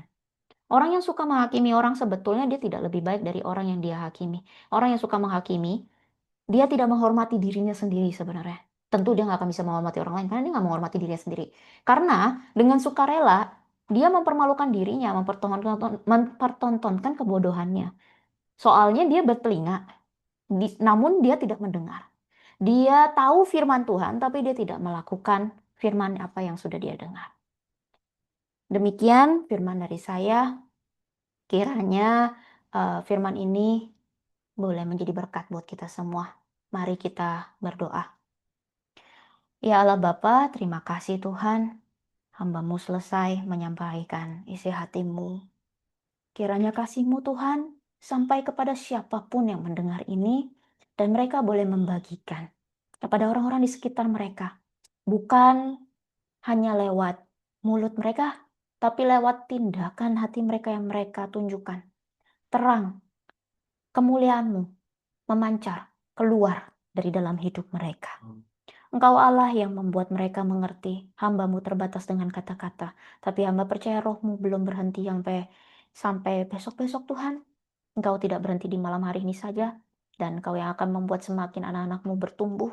Semakin didewasakan imannya, rohnya di dalam Engkau. Sehingga mereka semakin segambar serupa denganmu. Berbuah lebat bagi kemuliaan nama-Mu. Angkat anak-anak-Mu lebih dekat lagi kepadamu Tuhan, seperti tadi di pujian penyembahan. Angkat kami lewat firman-Mu ke tempat yang lebih tinggi dan teguh. Supaya mau apapun yang terjadi dalam dunia ini, itu tidak mengkontaminasi kami, anak-anak-Mu. Kami tetap menjadi orang-orang yang memegang teguh firman-Mu dan melakukan sesuai dengan kerinduan hati-Mu Tuhan, yang ingin menyelamatkan semua orang. Tuhan mantapkan langkah setiap anak-anak-Mu dengan melakukan firman-Nya, biarlah mereka terima kekuatan yang daripada Tuhan, terima sukacita yang daripada Tuhan, sukacita surga nyata memenuhi hidup mereka. Kekuatan yang dari Tuhan yang dari atas memberkati setiap mereka. Dan mereka boleh keluar sebagai pemenang, sebagai teladan. Dan pada akhirnya memerintah bersamamu. Pada akhirnya, terima kasih Allah Tuhan Yesus, Alfa Omega, Engkaulah yang awal dan yang akhir. Hanya kepadamu Tuhan kami percaya dan di dalam namamu. Di dalam nama Tuhan Yesus Kristus, terima kasih Allah Bapa yang baik yang telah mengajar kami malam hari ini. Hamba-Mu mengembalikan semuanya ke dalam tangan-Mu, dalam pimpinan-Mu, dan kepada hamba-hamba-Mu yang melanjutkan pelayanan di tempat ini. Terima kasih Tuhan. Amin. Dalam nama Tuhan Yesus. Bapak Ibu, sebelum nanti saya kembalikan ke hambanya Brother Phillips, saya mau mengajak Bapak Ibu, mari kita bersatu hati. Kita sudah mendengarkan firman Tuhan, kebenarannya yang dibawakan oleh hambanya, Sister Sarah. Mari kita sama-sama berdoa, Bapak Ibu. Bapa dan Roh Kudus, Tuhan Yesus, terima kasih. Terima kasih atas firman dan kebenaran yang disampaikan oleh hamba-Mu, Sarah. Kami mengucap syukur Engkau begitu mengasihi kami, to the point kami diajar. Firman-Mu malam hari ini sangat tajam, tetapi at the same time, simultaneously, sangat lembut. Kami merasakan kasih-Mu dan jamahan-Mu. Bapa, kami mau bersatu hati sebagai anak-anak-Mu di persekutuan doa ini. Ubah hati kami, Tuhan. Lemah lembutkan kami. Penuhi kami dengan Roh-Mu, ya Kristus, yang murni dari-Mu, sehingga kami menjadi anak-anak-Mu dengan hati yang lemah lembut, mau diajar, dididik, dibentuk, semakin segambar dan serupa dengan-Mu. Kami mau menjadi pribadi lepas pribadi yang baru, tidak lagi kami menghakimi, tidak lagi kami mempergunakan pengetahuan kami, akal kami, Tuhan.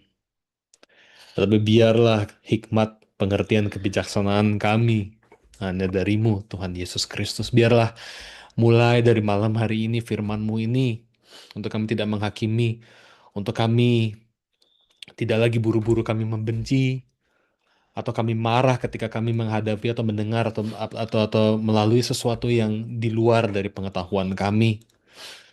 Namun, izinkan kami, Allah Bapa, untuk memiliki hati dan juga mindset dan juga cara kami mengeksekusi segala hal sesuai dengan firman-Mu saja dan sesuai dengan tuntunan-Mu sehingga kami tidak bercacat celah di hadapan-Mu saja, Tuhan. Kami mau terus menjadi pribadi yang semakin dewasa, bentuk kami Tuhan. Dan kami menjadi pribadi yang gemar untuk berdoa. Kami belajar di dalam Engkau. Dan apa yang kami lakukan hari lepas hari, biar sekiranya itu semua yang hanya menyenangkan hati-Mu Tuhan. Dan kami mau menabur berkat, bukan menambah-nambah kebencian. Dan jadikanlah kami terang Tuhan di mana-mana tempat kami berada. Kami bawa ekoan Tuhan untuk menjadi persekutuan doa yang semakin terus-menerus haus akan pribadimu dan kebenaranmu, Tuhan Yesus Kristus. Diberkatilah ekoan, diberkati juga hamba-hambamu yang melayani dan juga yang selalu setia hadir di sini menantikan kebenaran firman-Mu. Bawa ekoan Bapa terus naik menjadi kepala Tuhan, bukan turun menjadi ekor. Bawa kami semua di dalam segala bentuk pelayanan kami, baik yang terlibat langsung di ekoan, maupun di dalam keseharian kami, entah itu sebagai suami, istri, ayah, ibu, orang tua, pekerja, pemimpin, Tuhan. Sejatinya, we are made in your image. Biarlah hanya kasih yang daripada Tuhan itu yang terpapar keluar melalui segala tindakan-tindakan kami. Biarlah hidup kami ini hanya terus untuk dipakai, memuji, memuliakan-Mu, menyembah-Mu saja, Tuhan Yesus Kristus. Diberkati Sister Sarah yang membawakan firman kebenaran-Mu hari ini, Tuhan Yesus Kristus.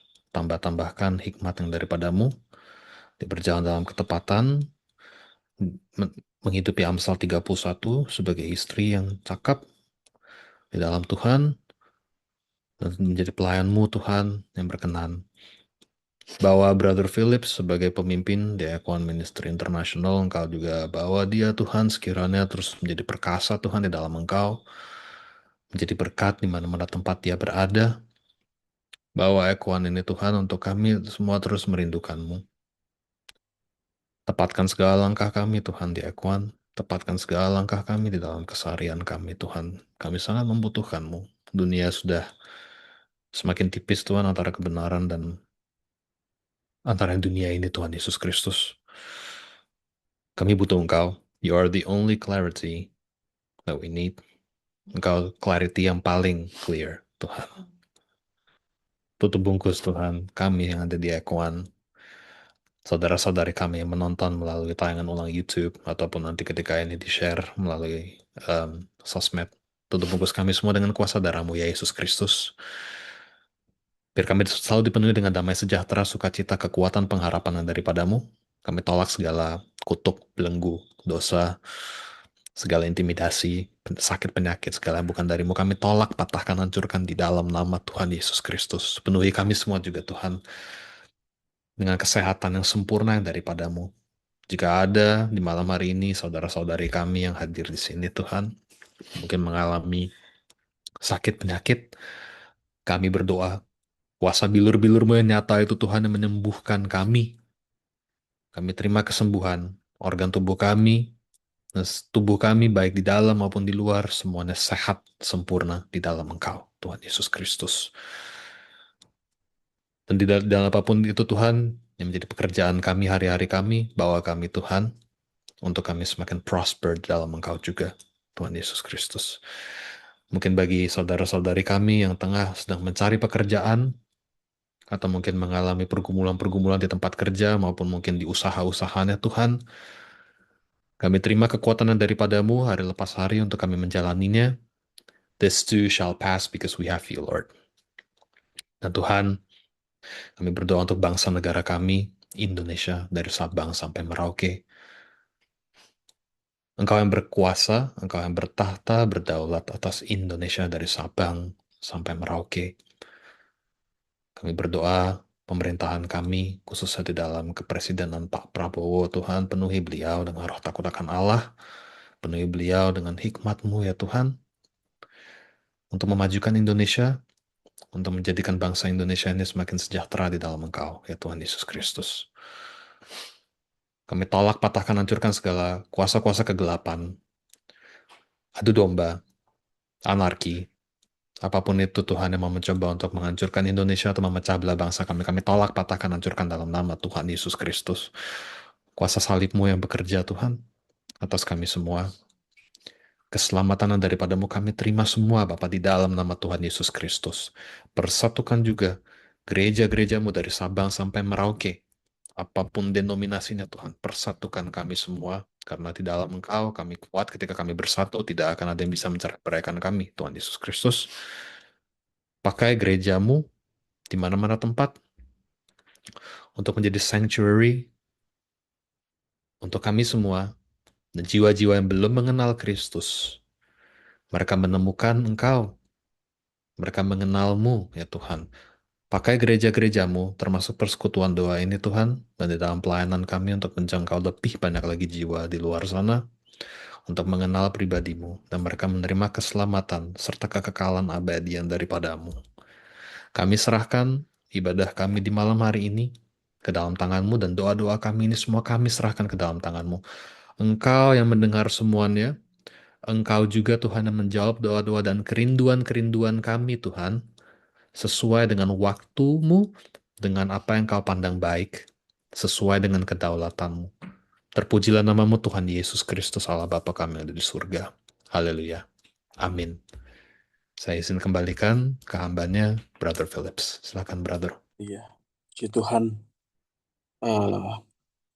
Shalom, Bapak Ibu Saudara semua. Immanuel. Amin. Amin. Haleluya. Allah beserta kita. Amin. Malam hari ini, wow, sangat luar biasa. Dan saya percaya banyak orang yang diberkati.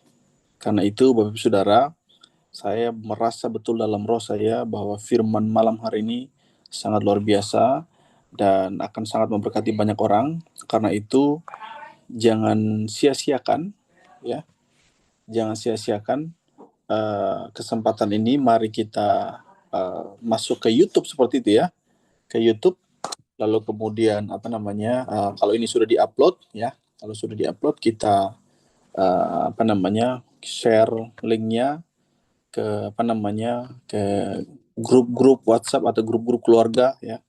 Kita tahu spirit atau roh menghakimi itu sangat banyak sekali dalam kehidupan khususnya dalam rumah tangga seperti itu ya. Jadi ini akan sangat memulihkan kehidupan rumah tangga dan saya percaya ini firman Tuhan yang luar biasa pada malam hari ini, singkat, padat, jelas, tajam, luar biasa seperti itu ya. Dan memang kita juga ke depannya kita akan pada 1 jaman lah seperti itu ya, 1,5 jam seperti biasa. Bila perlu kita pas seperti ini. Dan malam hari ini firman sangat luar biasa. Saya percaya kita semua yang sudah mendengar sangat diberkati. Dan jangan hanya kita yang mau diberkati, mari kita juga memberkati banyak orang di luar sana. Ya, bagi Bapak Ibu Saudara yang belum subscribe atau belum follow YouTube kita, boleh ya. Ada YouTube kita Ekuan namanya. Ekuan itu ada banyak di YouTube, tapi perhatikan yang Ekuan punya kita ya. Ya, Ekuan Ministry Internasional punya kita. Ya, itu linknya di situ. Baik, terima kasih juga buat Sister Sarah yang saya percaya di mana roh Tuhan yang berbicara kepadamu. Dan Tuhanlah yang akan senantiasa menyertai dan mengurapi Sister Sarah. Haleluya. Bapak Ibu Saudara, kita sebelum istirahat, ya, mari kita berdoa, mengucap syukur kepada Tuhan, dan kita berdoa, memohon Tuhan memberkati kita. Mari kita tundukkan kepala kita berdoa. Bapa di surga, dalam nama Tuhan Yesus Kristus, terima kasih buat firman yang telah kami dengar. Terima kasih buat hamba-Mu sebagai juru bicara-Mu malam hari ini, yang menyampaikan isi hati-Mu, yang menyampaikan kehendak-Mu, pikiran-Mu, perasaan-Mu kepada setiap kami. Terima kasih ya Tuhan, dan saat ini Bapa, memohon padamu urapan yang daripadamu mengalir atas kehidupan hamba-Mu di dalam nama Tuhan Yesus Kristus. Mengalir dalam rumah tangga pernikahannya, di dalam setiap tugas dan tanggung jawab yang Tuhan percayakan kepada hamba-Mu di dalam nama Tuhan Yesus Kristus. Berkati juga hamba-Mu Sarah dengan suami Aryo urapan kuasa mengalir dalam kehidupan rumah tangga mereka, sehingga mereka sentiasa saling bergandengan tangan, saling mengasihi, mencintai, menopang, memotivasi satu dengan lain, bersatu di dalam kasih dan kemesraan Kristus. Dan rumah tangga menjadi contoh bagi banyak rumah tangga di dalam nama Tuhan Yesus Kristus. Terima kasih Tuhan. Kami mengucap syukur padamu Tuhan. Kami berdoa juga anak-anakmu yang mengikuti Ekuan pada malam hari ini, baik hambamu juga Pak Agus dengan keluarga, dengan anak-anak, dalam nama Tuhan Yesus Kristus, diberkati dalam nama Yesus Kristus, penyertaan Tuhan nyata sempurna. Dan juga Ibu Ika dalam nama Yesus Kristus, Tuhan menjadi sumber jawaban, sumber pertolongan, jadi sumber keajaiban bagimu dalam nama Yesus Kristus. Tuhan berikan kekuatan kepadamu di dalam nama Yesus Kristus. Tuhan menganugerahkan mujizat kepadamu dalam nama Yesus Kristus. Rohmu diurapi, rohmu dikokohkan, jiwamu dipulihkan, tubuhmu dipulihkan, tubuhmu disembuhkan dengan kesembuhan ilahi dalam nama Yesus Kristus. Dan kau diurapi baik tubuh, jiwa maupun rohmu dalam nama Yesus Kristus. Juga Mami Sema dengan Bapak Kat juga, dengan anak-anak di sana, dengan cucu, dalam nama Tuhan Yesus Kristus, diberkati di dalam nama Yesus Kristus. Penyertaan Tuhan, pertolongan Tuhan nyata sempurna. Mereka dijauhkan dari segala serangan-serangan kuasa kegelapan, dari segala hal yang bukan berasal daripada Tuhan. Ditutup bungkus tubuh, jiwa, dan roh mereka di dalam nama Yesus Kristus.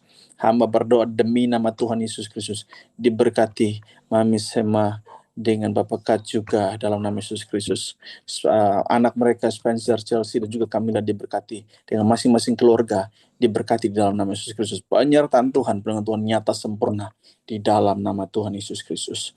Kami mengucap syukur Tuhan, kami juga berdoa buat hamba-hambamu yang tidak sempat hadir pada malam hari ini. Tuhan yang menyertai, Tuhan yang berkati mereka. Kami doakan tanganmu yang penuh kuasa itu menyertai senantiasa. Dan pada saat ini Tuhan, kami juga berdoa, mengucap syukur buat kesempatan yang Tuhan anugerahkan kepada kami untuk kami melayani di Ekuan pada malam hari ini Tuhan. Biarlah namamu saja yang dipermuliakan, biarlah namamu saja yang diagungkan selama-lamanya. Biarlah Engkau Allah menjadi Allah Ekuan dalam nama Yesus Kristus, dan Engkau terus membawa Ekuan di dalam nama Yesus Kristus untuk menjadi berkat bagi banyak orang, dan tidak hanya di sini tetapi di mana-mana, bahkan di luar dari negara ini dalam nama Yesus Kristus.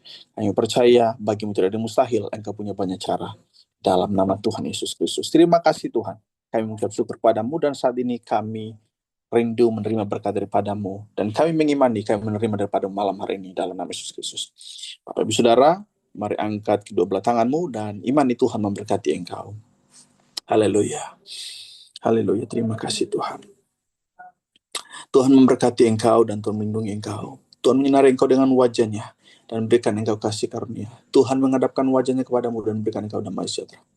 Terimalah segala berkat, kasih sayang, dan kuasa dari Allah Bapa, keselamatan dalam Kristus Yesus Putra Tunggal Allah Juru Selamat kita, persekutuan dengan Roh-Nya yang kudus yang akan sentiasa menyertai, memimpin, membimbing, mengembalakan hidup kita mulai dari saat malam hari ini sampai selama-lamanya, sampai Tuhan Yesus datang kembali. Haleluya. Kita angkat pujian bersama-sama. Haleluya. Kiranya Engkau memberkati aku, berlimpah-limpah, dan bermeluas daerahku.